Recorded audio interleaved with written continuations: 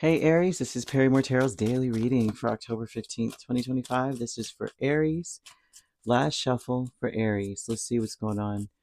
Oh, well. Pay attention to details is what I'm seeing. Behind a mask, hidden motivations off the top. They're wanting you to pay attention to details, but don't make it obvious that you're paying attention to details. I see your head being filled with opposing arguments type of thing throughout the day. The only way to dispel those arguments, say you might be at war with yourself, is to pay attention to the facts and then take a leap of faith on something. Take a leap of faith on with people as well. There are people around that want to help you. There are people around you that will help you. You may be one of those I got to do it myself types. I know I'm one a lot of times. I won't reach out for help if I can do it myself. They're saying that you got to trust that what you need will be there. Don't overwhelm yourself.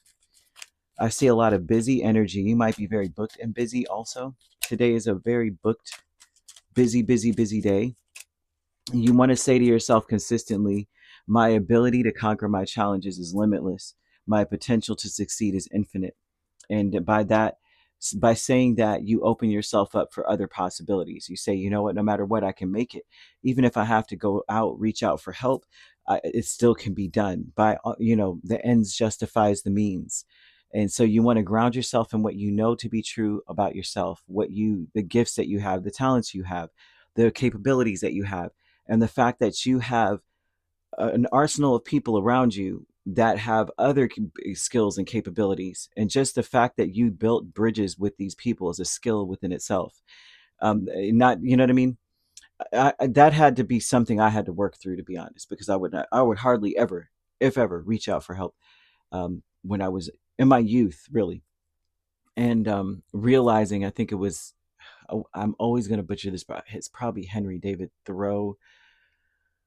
He wrote a poem. He wrote a series of poems, and when I was in high school, I did not really understand. I didn't actually appreciate his work, but then I had a very passionate literature teacher that was very loved his work. Okay, he loved his work, and so there was one line that we had to read that really hit me. Was like, "No man is an island unto himself," and we had to break that down, and it took me so long to really break it down. It really did, because I was like, I don't like it, I don't care, but it touched me, and it really means that no one makes it on their own. Really, everyone, they're self-proclaimed, self-made person, but in order for you to reach that level, you had to get help from others, and help comes in many forms. You perform a service, someone pays, right? That's help from others to build your wealth. Whether you had a transaction, you traded something for something else, you still wouldn't have gotten it without that other person. So that anyone who's wealthy goes, oh, I did it by myself. No, you got it because people paid into you. So the no man is an island unto himself, right? And they want you to remember that always. And so Eight of Wands over the whole reading speaks about being booked, being busy, a lot of industry, a lot of intricacies within the industry. Pay attention to details. So Queen of Cups, you got the Eight of Wands again, Ace of Cups, and Four of Wands. This tells me that behind a mask, you may be trying something again. This is about trying something again, giving it another go, but also um, being patient. Your intention should be to be patient. Don't rush anything. Pay attention to the smallest of details, right? You may be getting another shot at something also. You may be getting another chance. I feel that maybe you were not completely satisfied with how things are going or how things have gone, but it's going to come together beautifully. I see you have other options or many other options. Ask for help from others if necessary, and be lighthearted when you do ask. It feels like flirtation goes a long way, and not flirtation like, ooh, mama, what's going on? Ooh, poppy, kind of thing. Not that kind of thing, but more of a lighthearted energy, giggling, not giggling, of course, but you could do that too. But be your lighthearted, beautiful self. Hidden motivations, you have Justice and Queen of Swords. And the hidden motivations in this would be to say that you may not trust your own logic. Uh, Sometimes the hidden motivations would be like, I want to do this, but I'm not really quite sure. So I'm going to smile, but inside I got baby deer legs. My legs are shaking. It reminds me of an Aries I used to know. One day he was asked to give a speech, and he was confident on the outside. Everybody's like, "Oh, this guy is really, he knows what he's talking about." But behind the podium, his legs were shaking like baby deers. And of course, we all laughed about it later. But I was in awe of this person because I was like, "Wow, that took a lot of courage."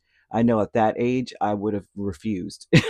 Like, I would have been like, "Nope, I ain't doing it." I think he was a teenager at the time. I would have been like, "Nope, I ain't giving this. I don't care. Nope." Refused, So it was very a lot of courage there. But I feel that spirit's trying to urge you to understand that everything can be accomplished with love, not realizing that there's so much love around you, where people either love you, care deeply for you, or they love what you are trying to do or what you represent. So there will be a lot of help, but you may be warring with yourself, at war with yourself. Like, I think, what's missing? How come I can't get it done? Why should I need help? I should be able to conquer this on my own. But conquering challenges incorporates many things, and sometimes we're vessels of blessings to others. That's what got me out of being the way that I was hyper independent. And of course that would lend to some trauma. Everyone goes, "Oh, that if you're hyper independent, that means you didn't get your needs met when you were a child." And in reality, I got majority of my needs met just like any other child. I mean, well, not any other child, that's not true, but majority of my needs met. The thing is, I watched my parents do that. It's my parents didn't ask for anything. They worked their butt off to get things done. Like, I don't think my grandparents ever gave them a dime. Nobody ever lent them money. They figured it out. If they had to sell things, my dad would he start a business. Like, he was the king of business. He would start something. My mom she would just work, hustle. And so I watched that and I was like, well, I know if I need to get something done, it's in me to do it. Right. So I would say this to you, same thing in a sense, like, there's nothing really missing. The problem is typically too, what I'm getting is a void of course moon. So if you ever heard of that phrase or that term, void of course would mean, with moon phases, they're governed by something, right? So you would have full moon in Aries, new moon in Libra or something, and then with each phase within a few measured times, that there would be a moon in this and a moon in that within certain periods of the day. It changes, but there is some phases where there is nothing there. And that would be a time, if you were the type of person that's like, "Oh, I do rituals during certain moon phases," that would be a time where you rest. You don't do anything because there's nothing carrying your intentions. It's just, it will go wherever it falls. And so, it takes a brave soul to be like, "I don't care. I'm still doing it. I'm lighting this candle." But, and that's amazing too. There's no right or wrong in all of this, right? It's all lessons to be learned. So, there may be a void of course energy surrounding you where that would put you in a place where you're like, "I don't know, I'm not sure, I'm not truly confident in these people or myself. They say they could do it, but I've dealt with people before that say they could do things," and you find that they lied on their resume, you know and so they want you to take a chance on some people around you. Okay. I'm even seeing love being here. And because it seems like you're trying to do the right thing, the best thing, the one thing that's going to make sure that, if it's not going to lead to further problems. Whatever solution I come up with, it needs to be a final thing. Like, there should be a finality to it, not like a branches of different things now we got to do to rectify what I just did. So I see that too. And I see you not being sure. But either way, when it comes to love, I do see that someone is not near you at this point. They, they're, no matter what, whether you separated from this person or maybe you're not in a romantic connection, there's someone that's kind of far away. They're not physically near you. They truly have care and love for you. Could be an ex even too, and they're wanting you to know, like, no matter how much time passes. I'm hearing that song by Richard Marx. Oh my gosh, wherever, no matter where you go, whatever you do, I will be right here waiting for you. I see someone saying, "Look, it doesn't matter how much time, how much space is between us. Nothing's missing. I'm still there as if it was 1985." Like, and I see that energy being sent to you. which is a beautiful thing. And it could be that your person has to travel. If you're in a relationship, they've got to go somewhere, or they got to just go to work. It could be anything. Today, we're just not going to we're not going to be around each other. They want you to know that they carry you with them wherever they go. The healing light is a tower and Four of Cups. And so the healing light talks about facing something. Maybe there will be a disaster, or maybe you'll get exactly what you want, right? So there's something about facing the fact that um, you want to pay attention to detail, period, point blank, because Four of Cups sometimes could say, I'm only focused on the things I don't have, instead of looking at what's in front of me and using what I've got to get where I need to go. So you want to look at what's in front of you, and you want to pay attention to what is there, right? Because for all of our focusing on, well, I don't have that, you may not even see that there's a better way to do things with what you got. You don't even really need that. This thing might be superfluous. It might be extra, fat on the whole thing, and you need to cut the fat in the first place anyway. I've done that a lot myself.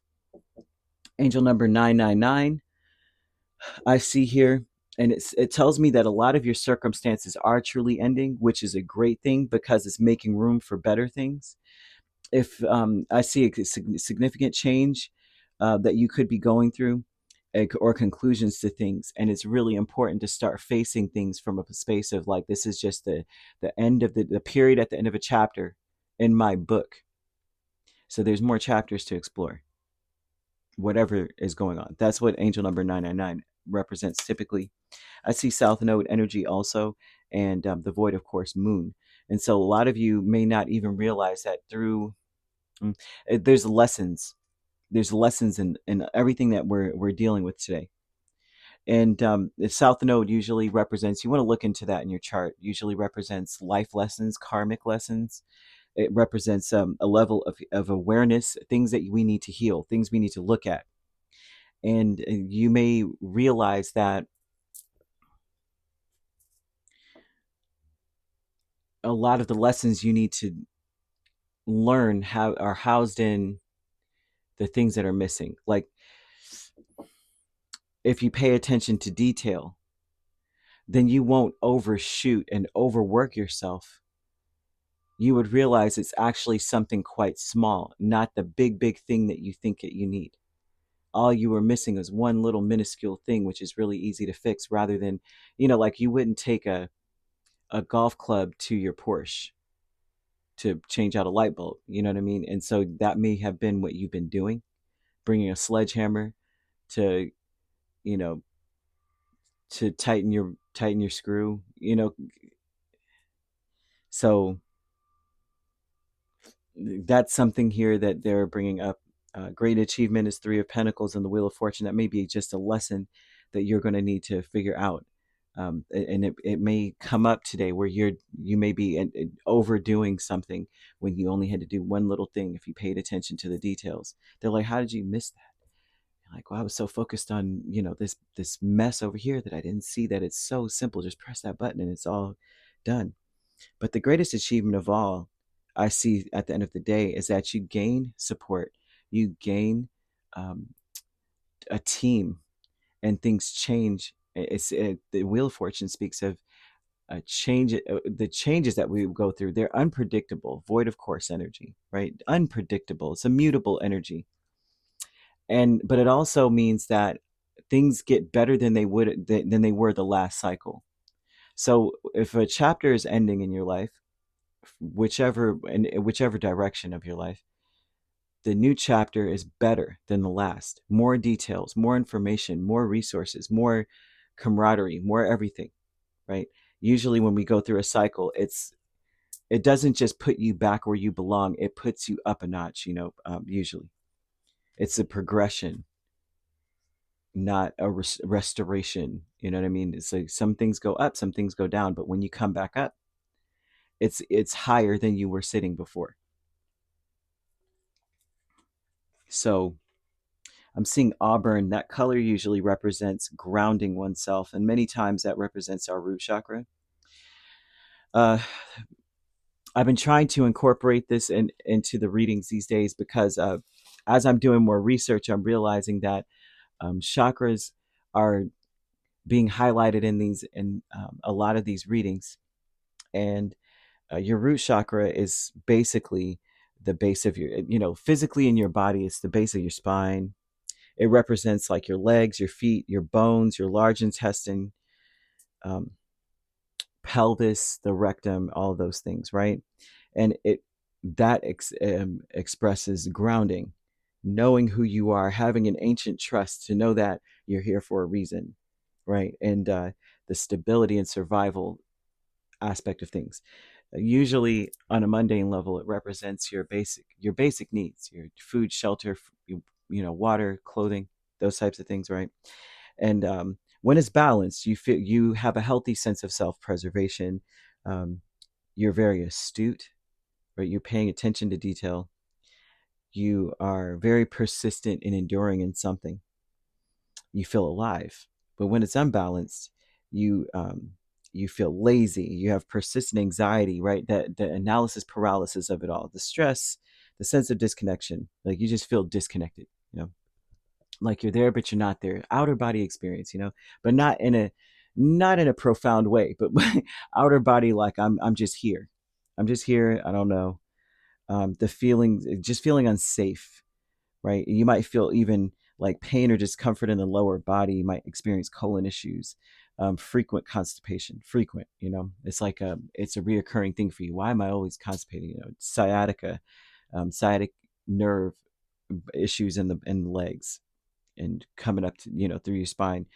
You might experience kidney and bladder issues, for some bone issues, bone diseases and such.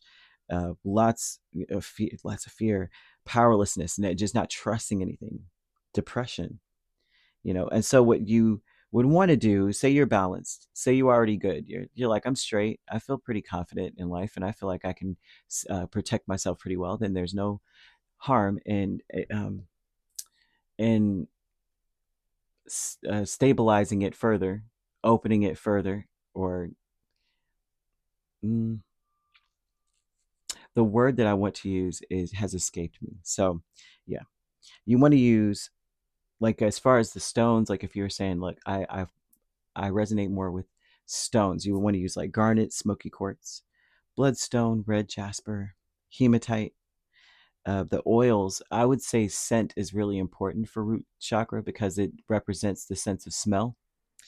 You would want to do sandalwood, cedarwood, patchouli, frankincense, vetiver. But and of course, I think I said this before, the foods that you could eat is like potatoes, sweet potatoes, um, turnips, beets, and this is the rooted vegetables, carrots, ginger, garlic, onions and such, things that are roots, proteins like red meat, red foods. You want to do all those things to help you with all that, right? To get yourself balanced, you want to listen to 256 hertz. If you're saying, I need the sound, I need the sense of smell, I need the smell, I need the touch, the crystals, and I need the taste. I need all of that combined. And the crystals could be the sound, the touch and the sight, type thing. But you'd want to do that if you were saying, look, I just need to feel confident because I don't even trust people enough to ask them for assistance. That could be an issue as well. So you could be dealing with a Libra, a Scorpio heavily. We also have Cancer. So you could be dealing with a Libra Scorpio cusp. If you're not dealing with those signs, which you don't have to be, those signs could also be in your chart. If you'd like to book a personal reading with me, my links are on my page. Peace, love, and light. Take care.